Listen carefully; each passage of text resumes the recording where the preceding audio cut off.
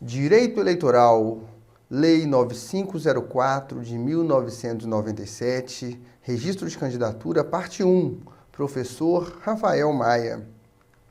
Olá, tudo bem? Estou aqui de volta para a gente continuar os nossos estudos sobre direito eleitoral, esse ramo do direito tão fascinante que nos ajuda a entender melhor como funciona o exercício da nossa cidadania e que principalmente nos prepara para a aprovação, que é o sonho de cada um de vocês. E como eu sempre digo, o sonho de vocês é também o meu sonho. Muito obrigado por acreditar numa prova, muito obrigado por me dar esse voto de confiança, de poder concorrer contigo, de poder caminhar contigo nessa trajetória da aprovação. E eu espero, sinceramente, receber o seu e-mail comunicando aqui para a prova a sua aprovação, porque, acredite, esse dia vai chegar. Mantenha-se firme, mantenha-se resiliente e não se esqueça de trabalhar aquelas técnicas de memorização, porque elas são importantes para que no dia da prova não dê aquele branco, para que no dia da prova você não passe por nossa, eu vi isso na aula do professor Rafael e como que é. Então, vamos focar em técnicas de memorização, vamos focar em exercício para que a gente consiga cumprir e realizar o nosso objetivo. Tudo bem? E como diz o poeta, vamos estudar, porque está todo mundo estudando. Gente, hoje nós vamos começar a falar sobre registro de candidatura, uma parte do processo eleitoral importante, que é aquele momento no qual os pré-candidatos aprovados em convenção vão formalizar o seu pedido à Justiça Eleitoral para que ele possa, de fato, se transformar num candidato e disputar as eleições. Então, o registro de candidatura é uma parte importante do processo, tem a participação do candidato, dos partidos e da Justiça Eleitoral. Então, o registro de candidatura ele vai se configurar com um ato da Justiça Eleitoral e existem alguns detalhes importantes que a gente tem que ficar atentos para que a gente não coma mosca na hora da prova e não seja pego de surpresa. Nesse ponto, nós temos uma questão importante para falar, porque na parte prática do registro de candidatura, a gente está passando por uma certa transformação, porque a Justiça Eleitoral começou agora a adotar o PJE, o Processo Judicial Eletrônico. Então, na prática, vai ser muita coisa diferente do que está na lei. Então, na medida do possível, não vou muito falar de como que é na prática, não, para que a gente foque no que está na lei, porque é isso que vai cair na prova. As questões práticas são tratadas em resoluções do TSE e as provas vão cobrar o que está na Lei 9504 de 1997. Tudo bem? Então vamos lá. Primeira regra importante que vocês precisam saber é a seguinte. Está lá no artigo 10 da Lei 9504 de 1997, que diz respeito ao número de candidatos que cada partido poderá ter. Então vejam só, artigo 10. Cada partido ou coligação, cuidado com isso aqui, cada partido ou coligação poderá registrar candidatos para a Câmara dos Deputados, para a Câmara Legislativa, as Assembleias Legislativas e as câmaras municipais, no total de até 150% do número de lugares a preencher. Então, primeiro cuidado que a gente tem aqui, e eu fiz questão de frisar, é que o artigo 10 da 9504 diz o seguinte: cada partido ou coligação. E você já sabe que não existe mais coligação para eleições proporcionais. Essas eleições agora de 2020 será a primeira vez em que as coligações para as disputas proporcionais não será mais possível. Então, fiquem atentos às questões de prova. Por quê? Porque pode ser que uma banca menor, tipo o IBFC da vida, ou Consulplan, ele não esteja atento, o elaborador, o examinador, não esteja atento a essa mudança legislativa. E ele essa mudança constitucional, na verdade, e ele venha simplesmente repetir o texto da lei. Então, se a questão estiver dizendo assim, olha, nos termos do artigo 10 da Lei 9.504 de 97, cada partido ou coligação poderá registrar candidatos até 150%, analisando as outras questões, se essa for a única certa, não queira brigar com o examinador, não queira brigar com a banca. Vejam que essas bancas menores, elas costumam cobrar a literalidade do texto da lei, tudo bem? Então eu fiz esse destaque aqui, eu peço que você faça também, que você inclusive puxe aí no seu caderno, nas suas anotações, essa informação, no sentido de que não existe mais coligação para partidos, para eleições proporcionais. Entende bem? Essa é a primeira informação importante. E qual que é a segunda? Quantos, então, candidatos cada partido poderá ter? Segundo a regra, então nós temos regras e exceções, e a primeira regra, então a regra é a seguinte, cada partido poderá registrar até 150% do número de vagas em disputas. Então, se eu tiver numa eleição para a Câmara Municipal do município com 10 vereadores, quantos candidatos cada partido poderá ter? 150% de 10, 15, ok? Então essa é a regra. Para cada disputa, 150% do número de vagas a serem disputadas. Porém, a lei traz algumas exceções. Vamos a elas. Primeira, salvo nas unidades da federação em que o número de lugares a preencher para a Câmara dos Deputados não exceder a 12, nas quais cada partido ou coligação poderá registrar candidatos a deputado federal e a deputado estadual ou distrital no total de até 200% das respectivas vagas. Então, vamos entender melhor essa história aqui, gente. Lembrando lá do direito constitucional. Vocês estão estudando direito constitucional também, certamente, para o concurso de vocês. E lá no direito constitucional, tem algumas regras sobre o número de parlamentares federais, o número de deputados federais que cada unidade da federação pode ter. Então vamos para o quadro para a gente lembrar de algumas informações importantes aqui. Primeiro é o seguinte, o Congresso Nacional é formado pela Câmara dos Deputados e pelo Senado Federal, lembram disso? Então, esse com a cumbuquinha voltada para cima é a Câmara dos Deputados e esse com a cumbuquinha voltada para baixo é o Senado Federal. E aí, lá na Câmara dos Deputados, nós teremos 513 deputados representantes do povo, enquanto no Senado Federal nós teremos 81 senadores representantes dos estados e do DF. Por essa razão, a representação dos estados do DF é a mesma, sendo que cada estado elegerá o número fixo de 3 senadores. Por outro lado, lá na Câmara dos Deputados, nós temos 513 deputados que representam o povo. E justamente por isso, o número de deputados por estado será proporcional à população, sendo que nenhum estado pode ter mais que 70 ou menos que 8 deputados federais. Então, nós teremos estados que vão variar de 8 até 70. São Paulo, o estado de São Paulo, que é o estado mais populoso do país, tem direito a 70 deputados federais.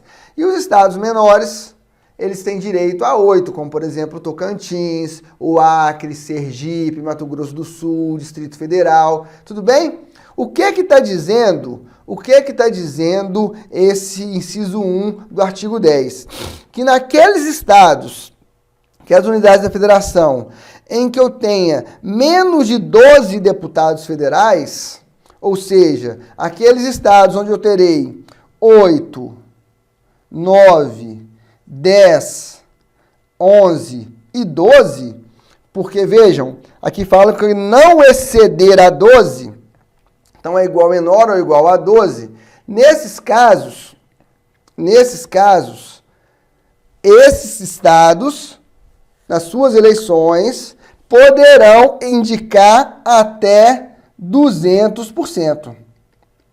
Então, por exemplo, lá na eleição para disputa da Câmara dos Deputados no estado de Sergipe, que tem direito a 8 deputados federais, cada partido poderá apresentar até 16 candidatos.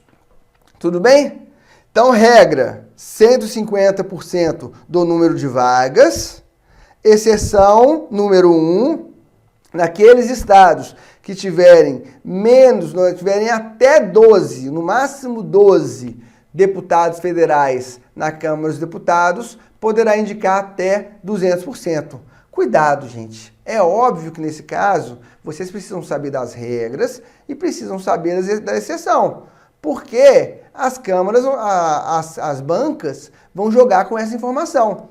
Elas vão questionar se você sabe desse número e como você vai conseguir trabalhar esse número. Tranquilo? Agora preste atenção nessa segunda exceção. Nos municípios de até 100 mil eleitores,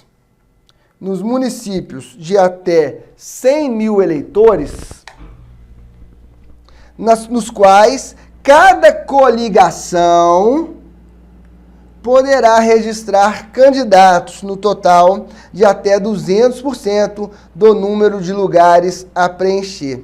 E aqui eu peço atenção de vocês. Porque imagine só, nós temos aqui, perto de Belo Horizonte, uma cidade chamada Lagoa Santa. Um abraço, tem muitos alunos em Lagoa Santa, um abraço pessoal de Lagoa Santa, cidade muito querida aqui perto. Lagoa Santa é um município com 60 mil eleitores. Pergunto, diante dessas regras que nós acabamos de ver, lá em Lagoa Santa, quantos, que tem 10, né? Lagoa Santa tem 10 vereadores, quantos candidatos cada partido poderá registrar? Escreve aí. 20? Não, 15. 150% é a regra, gente. Não caiam nessa pegadinha. E essa é a pior pegadinha que pode aparecer na prova de vocês. Nos municípios de até 100 mil eleitores, cada coligação, não está falando partido, está falando coligação, poderá registrar candidatos no total de até 200%. E nós não temos mais coligações para eleições proporcionais. Então, esse inciso 2 do artigo 10 perdeu eficácia, perdeu validade, porque ele não faz mais sentido, ok? Cuidado! Então, lembrando, qual que é a regra? Quantos candidatos cada partido poderá inscrever? A regra, 150% do número de cadeiras em disputas. Quais são as exceções? Exceção número 1, para a gente ficar esperto. Naquelas unidades da federação que tenham no máximo 12 deputados federais, 200%. Tá valendo? Fiquem atentos a isso. Exceção número 2, nos municípios de até 100 mil eleitores, cada coligação poderia inscrever até o número de 200%. Por que poderia? Porque nós não temos mais coligações para eleições proporcionais. Cuidado com essas duas informações e cuidado com as bancas menores, porque como eu venho sempre dizendo para vocês, as bancas menores costumam cobrar a literalidade da lei, independentemente de posicionamentos jurisprudenciais, independentemente dessas mudanças que nós temos às vezes na Constituição, que acabam impactando nas leis infraconstitucionais. Tudo bem? Então é muito importante que vocês fiquem atentos aos enunciados das questões, para que vocês não caiam na pegadinha de saber demais. E essa é a pior pegadinha que pode acontecer, porque muitas vezes a gente é penalizado por ter estudado muito, a gente é penalizado por ter se dedicado demais, por saber informações que os nossos concorrentes não sabem, e aí, por causa de uma banca ruim, por causa de uma banca pouco técnica, a gente acaba correndo o risco de perder 1 ou 2 pontos que podem ser fatais num concurso público muito disputado. Tudo bem? Então vamos lá. Parágrafo 3º do artigo 10 traz uma informação importante para a gente aqui, que é a seguinte. Do número de vagas resultante das regras previstas nesse artigo, cada partido ou coligação preencherá o mínimo de 30% e o máximo de 70% para candidaturas de cada sexo. Então, gente, a gente escuta muito falar que os partidos têm que garantir pelo menos 30% de vaga para as mulheres. É porque, na verdade, tradicionalmente, nós temos uma participação feminina muito menor no processo eleitoral. Então, mas nada impede que seja 70% de mulheres e aí teria que garantir 30% de homens. Só que ainda, infelizmente, não é a nossa realidade. Nós estamos passando por um momento de transição, onde as mulheres começam a se empoderar um pouco mais, a se envolver um pouco mais no processo político, mas hoje a triste realidade é que os homens dominam de forma significativa o processo eleitoral, a disputa para as eleições. Então, por causa disso, para garantir, para assegurar uma participação feminina maior, a lei, o legislador determinou que pelo menos 30% de cada sexo seja representado nas chapas eleitorais. E aqui, gente, nós temos algumas questões sensíveis pelas quais a gente está passando agora no país, no ano de 2020, que é a tal das candidaturas laranjas, né?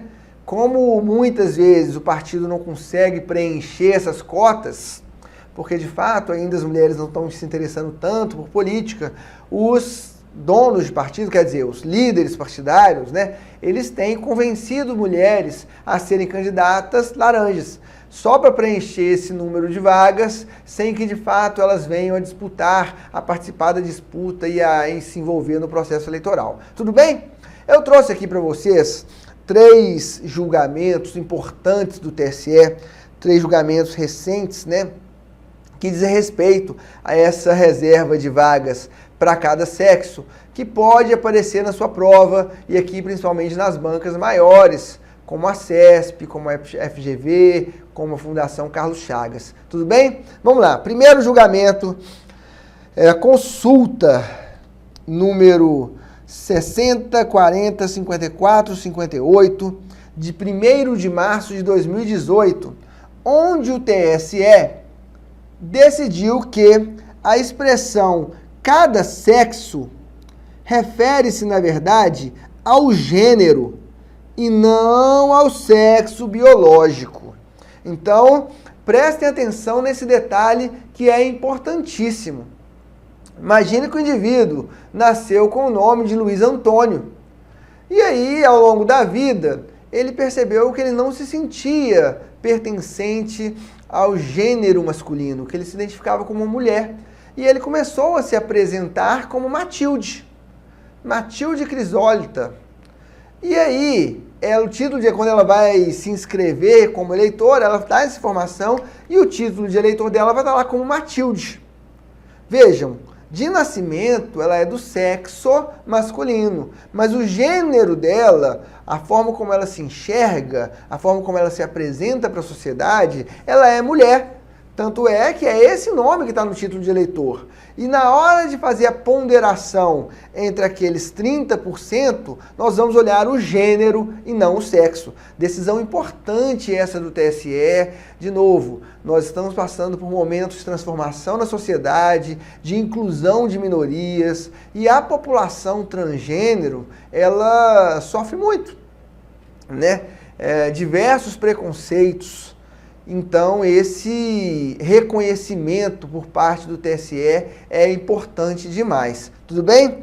Próximo julgado é no RESP, no recurso especial número 24.342, de 16 de agosto de 2016, onde o TSE firmou o entendimento de ser possível, em ação de investigação judicial eleitoral, verificar se o partido está cumprindo efetivamente o conteúdo deste parágrafo. Que história é essa, gente? Como eu disse agora há pouco para vocês, é muito comum que os partidos não consigam preencher esse número mínimo de mulheres.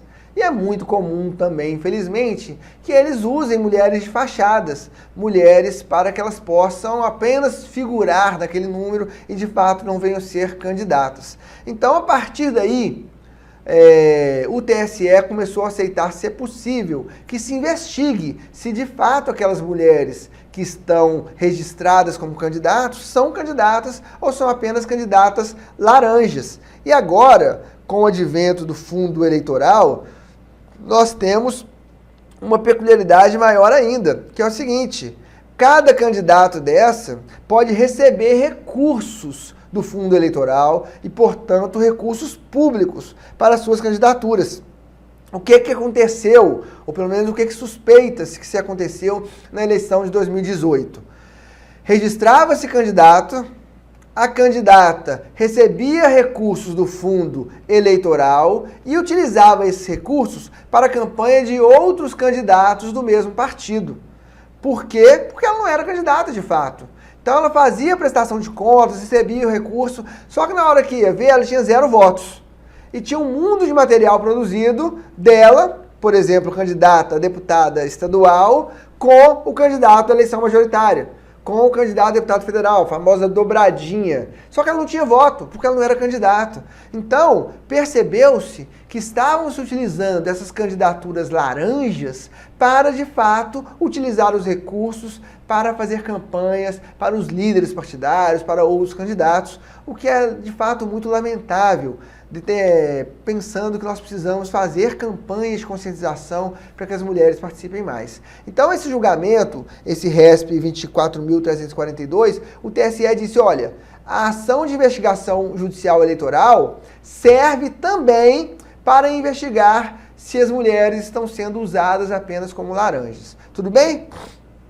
O terceiro julgamento que eu trouxe para vocês é o seguinte, esse é importante demais também, é o RESP, né? Um agravo regimental, na verdade, no recurso especial número 160.892, de 11 de novembro de 2014, no qual o TSE determinou que os percentuais, esses de 30% e 70%, devem ser observados no momento do registro da candidatura, em eventual preenchimento de vagas remanescentes ou na substituição de candidatos. Porque aqui, gente, só tem artista.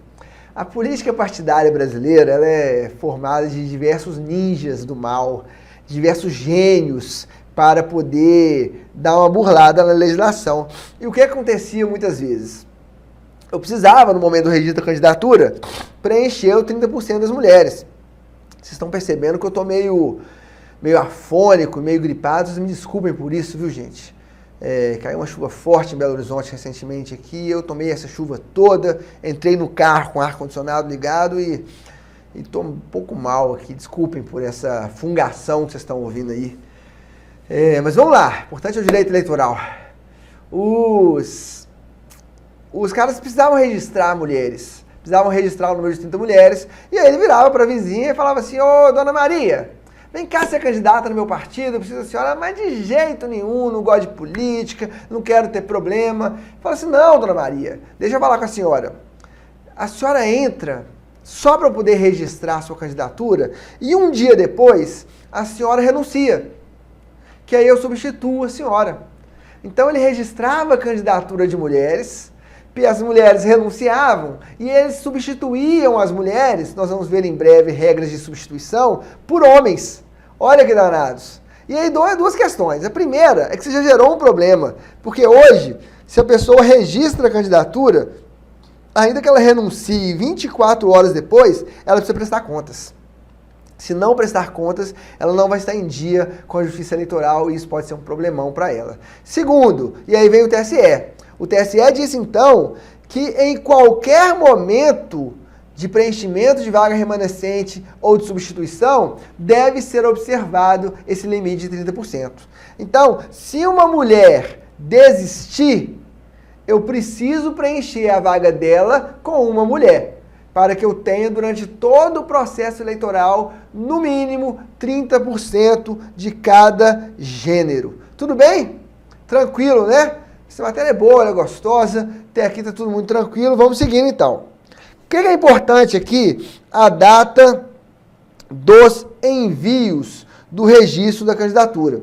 Olha o que diz o artigo 11 da 9504 de 97.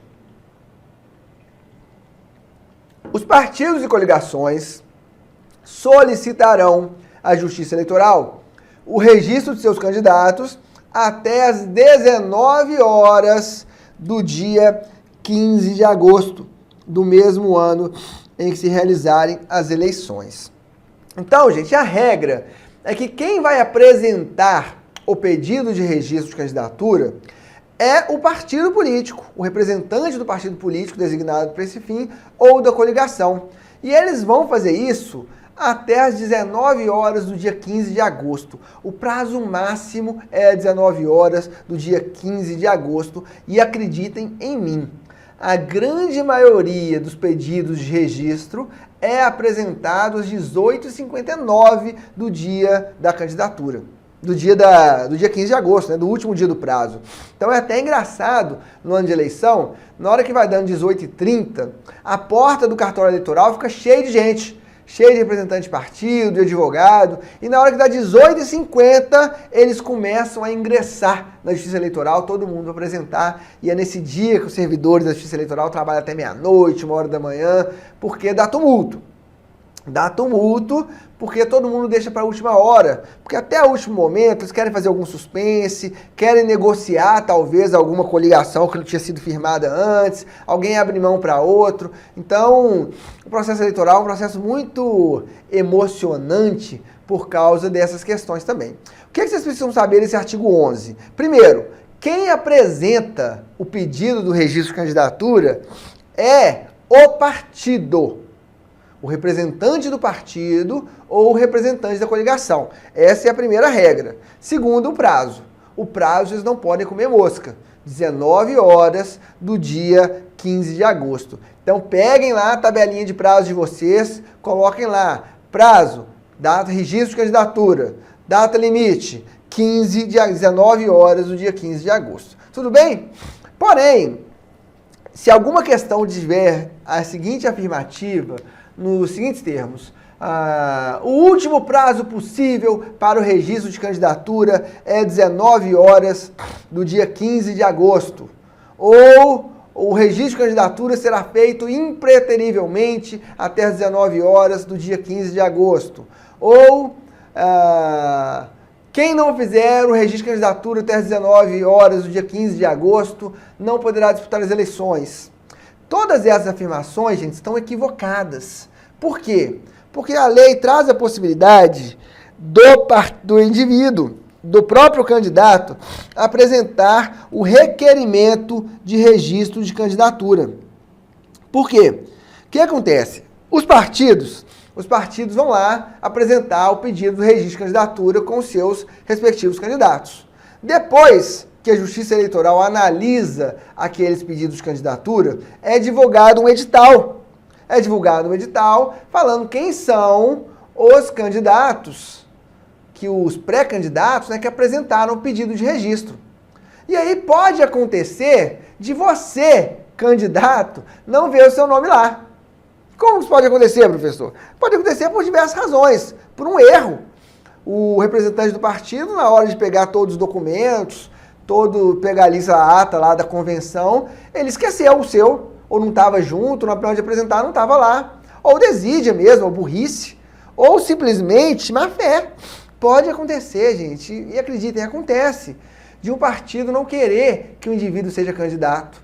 fica enrolando esse candidato durante todo o processo, e aí chega no dia de registro, não entrega propositalmente a candidatura, o pedido de registro desse candidato. Então, diante desse fato, depois de publicado o edital, se o candidato, se o indivíduo perceber que o nome dele não está lá, ele pode individualmente se dirigir ao cartório eleitoral, levar a cópia da ata da convenção onde a candidatura dele foi aprovada e apresentar para a Justiça Eleitoral solicitando então o registro de candidatura.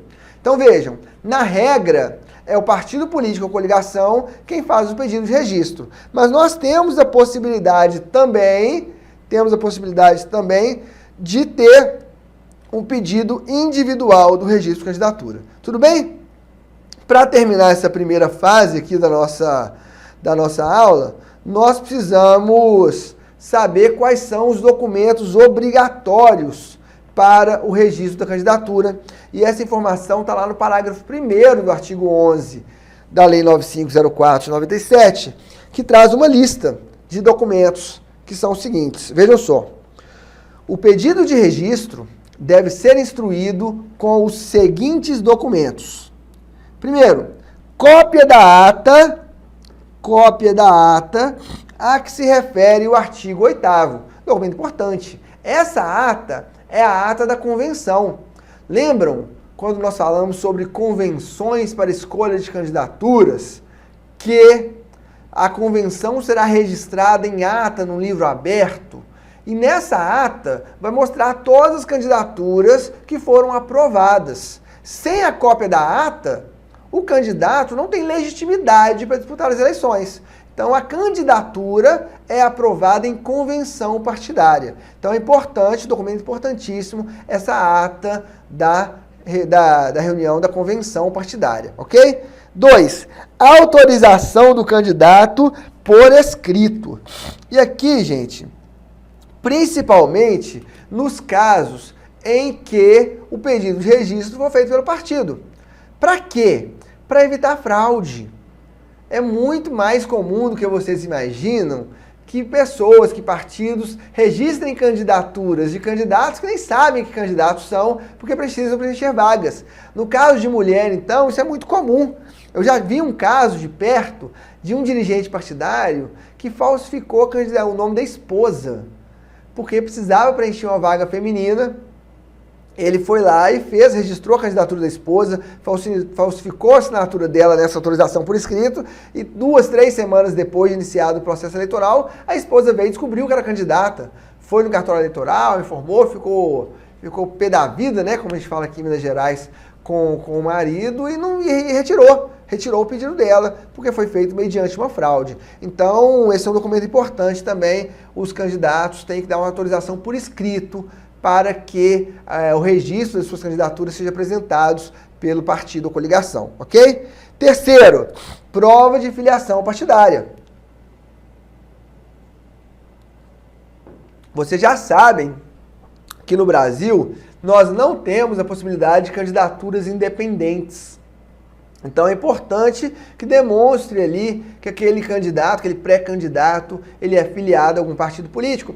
E aqui incumbe a gente ressaltar que essa prova pode faltar, porque os membros da Justiça Eleitoral conseguem consultar na hora, esse é um sistema próprio, e conseguem consultar se o indivíduo está ou não está afiliado àquele partido, ok? Declaração de bens assinada pelo candidato. Vocês sabem que nós temos no Brasil uma preocupação muito grande com a probidade, com a moralidade da administração pública. A população brasileira tem essa preocupação, embora muitas vezes os nossos representantes não tenham, a população tem. E o legislador cuidou disso também. Então, para que serve essa declaração de bens? Primeiro, não é uma declaração de imposto de renda. O candidato não precisa apresentar a declaração dele de imposto de renda, é uma mera declaração de bens. Então eu digo lá, olha, estou me candidatando, eu tenho um Fiat Marea 97, eu tenho uma casa em meu próprio nome, junto com a minha esposa, e tenho R$ 4.500 numa aplicação no Banco do Brasil. Ponto. Se daqui 4 anos esse candidato, se ele ganhar a eleição, e daqui 4 anos ele vier a ser candidato de novo, sabendo que ele ganha por mês ali 12 mil reais como vereador, e ele apresentar um patrimônio de 6 milhões, tem alguma coisa diferente, tem alguma coisa estranha acontecendo. Então, a ideia dessa declaração de bens é para que a justiça possa acompanhar a evolução patrimonial daquelas pessoas que se dispõem a ocupar cargos públicos, cargos efetivos. Nesse ponto, é importante ressalvar que todos os servidores públicos, em regra, têm que apresentar a declaração de bens anual, para demonstrar justamente essa evolução patrimonial e poder despertar a atenção se tiver algo ilícito acontecendo, ok? Cópia do título de eleitor ou certidão fornecida pelo cartório eleitoral de que o candidato é eleitor na circunscrição ou requereu sua inscrição ou transferência de domicílio no prazo previsto no artigo 9º. E aqui a questão é, qual que é o prazo mínimo mesmo de domicílio eleitoral naquela circunscrição para que o indivíduo possa ser candidato? 6 meses. Então essa declaração aqui é justamente para comprovar essa condição de elegibilidade. Certidão de quitação eleitoral, que pode tirar pela internet, ou certidão simples. Certidões criminais, fornecidas pelos órgãos de distribuição da Justiça Eleitoral, Federal e Estadual. Fotografia do candidato, uma foto 3x4, nas dimensões estabelecidas em instrução da Justiça Eleitoral para efeito disposto no parágrafo 1º do artigo 59. Então aqui a foto que vai aparecer na urna, né? Lembrando, nós temos uma urna eletrônica. E por fim, propostas defendidas pelo candidato a prefeito, a governador do estado e a presidente da república. E aqui é o chamado plano de governo. E eu peço que vocês tenham atenção a isso. Porque esse plano de governo, essas propostas, só são exigidas para os candidatos a presidente, governador e prefeito. Apenas para candidatos a cargos no poder executivo. Para candidatos do Poder Legislativo, a vagas do Poder Legislativo, não é exigido esse plano de governo, beleza? E aqui é mesmo, o que o candidato tem de intenção, o que ele pretende fazer se eleito ele for.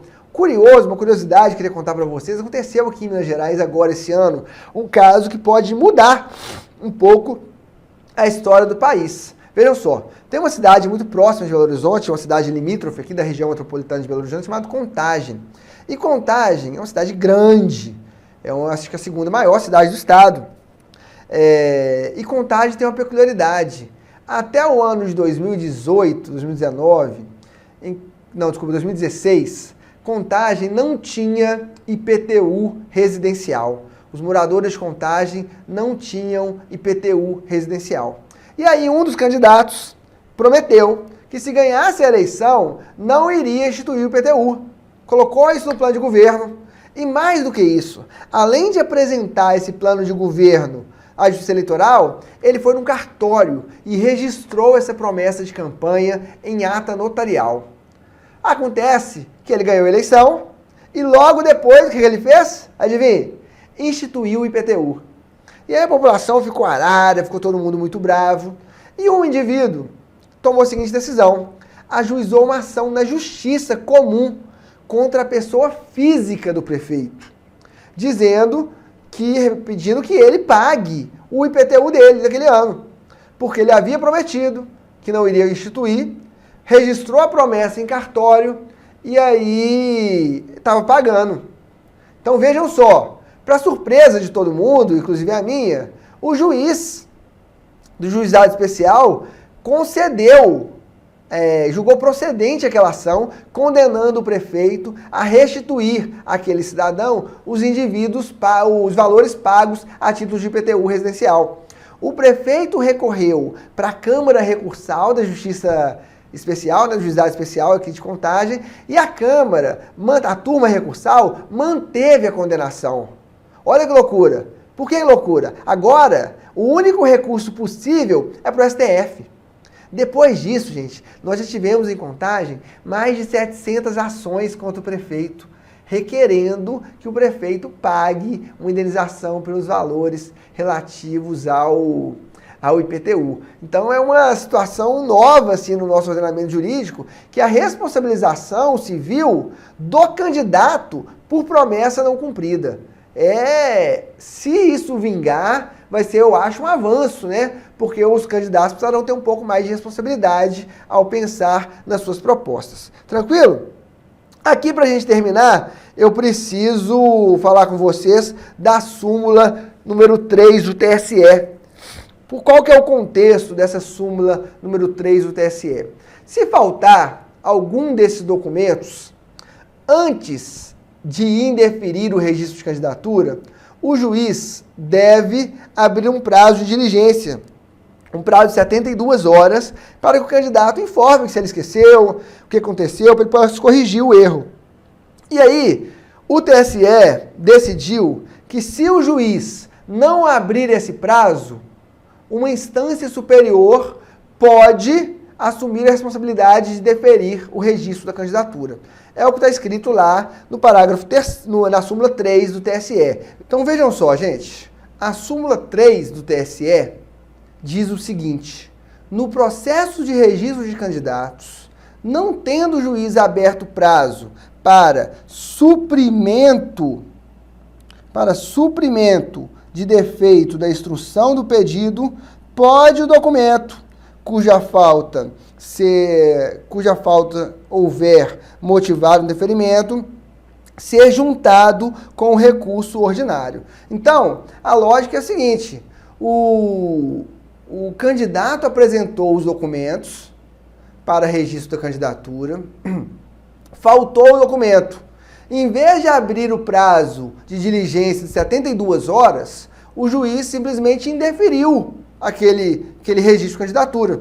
Nesse caso, o candidato pode apresentar um recurso no prazo de 3 dias e, junto com esse recurso, juntar o documento que estava faltando para o TRE.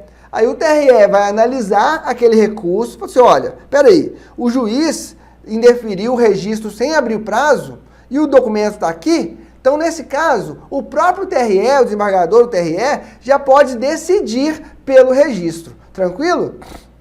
Então, é isso. Por hoje é só. Vamos tomar um cafezinho ali, um pão de queijo, comer uma feijoadinha bem de levinha, para que a gente possa voltar já já a falar as últimas informações sobre registro de candidatura. É isso aí. Eu vou ali e volto. Tchau, tchau.